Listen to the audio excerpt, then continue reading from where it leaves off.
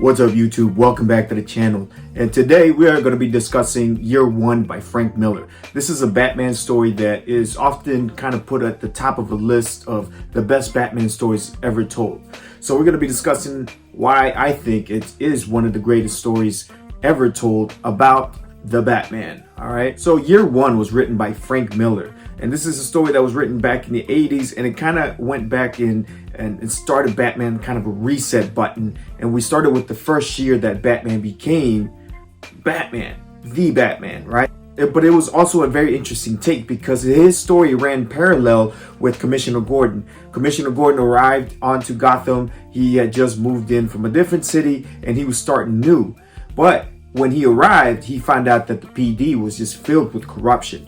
So you kind of see the struggle of both men trying to do the right thing and seeing how difficult it is for them to do it.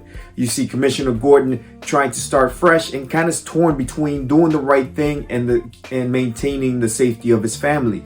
Because first, corruption doesn't always seem obvious. A lot of times corruption looks like friends taking care of each other. Gordon understands that there's something more going on, and this is something that he can't morally buy into. He is outnumbered. You kind of see his continuing courage to stand up for what is right. And you see Batman on the other side seeing what Gotham City has become. He is just kind of looking at it like it's a rotting corpse of corruption and crime, and he himself wants to go out and do something about it. Batman attempts to take down crime, but also he starts to inspire others, such as Selina Kyle. In these issues, you also see like why Batman dislikes guns.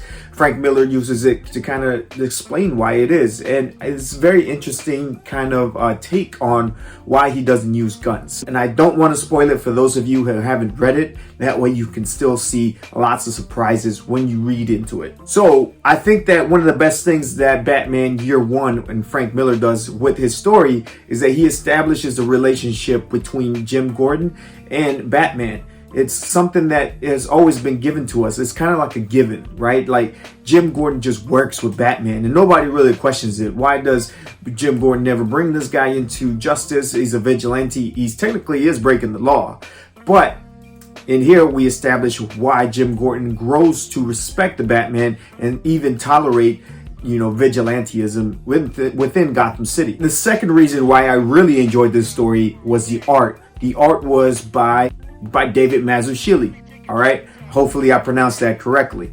But his art is fantastic and it just pairs with Frank Miller's style perfectly. Art really captured what Frank Miller was trying to set, like the tone that he was trying to set. This is awesome art, which leads to my third reason why I think that this is one of the greatest stories told is because of the tone. They both work together to set a tone of what I think of Batman. When I think of Batman, I think of a detective noir. So this is like classic stuff. I remember watching classic movies like considered like a classic noir movie, and this book just kind of reminded me of that.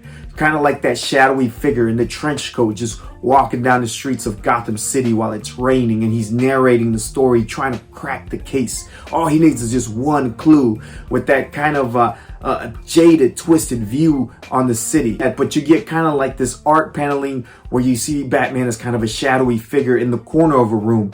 Like you would see in those old detective movies where you see a shadowy figure where he's just kind of like a smoking in the shadows, and all you really see is like the shadows of the blinds from the light coming in, telling you that it's kind of like the sun's really creeping down. So that is awesome. I really love the noir setting that Batman Year One set. All right. And as of the making of this video, I'm really excited to hear that this is going to be one of the inspirations that the director Matt Reeves took for the Batman that's going to be coming out here pretty soon. So I'm really excited to see how much of this style that they took and they actually adapted it into the film. Guys' thoughts. What are some of your favorite Batman stories? I know for me, it was definitely, this one's definitely top 5 for sure. So before I let you guys go, I'm going to give you guys some recommendations for similar stories that if you enjoy Batman Year One, you would probably enjoy Watchmen by Alan Moore as well. You would enjoy The Sin City by Frank Miller. And I'm even going to go with a little bit of a left field pick here, and I'm going to go with Daredevil by Chip Zdarsky, because it also captures kind of that parallel of two characters, one within the law and one outside of the law. Shout out to Detective Cold North. All right, so that's the video, and I'll see you guys next time on the channel. Jaguar Shiokwato. Peace.